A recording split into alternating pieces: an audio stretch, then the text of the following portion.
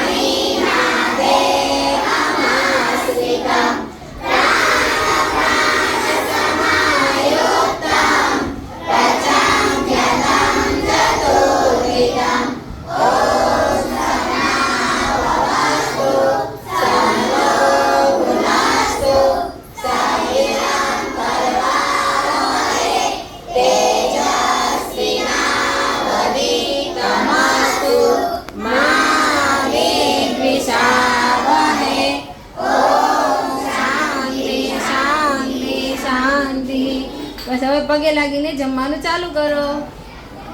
હવે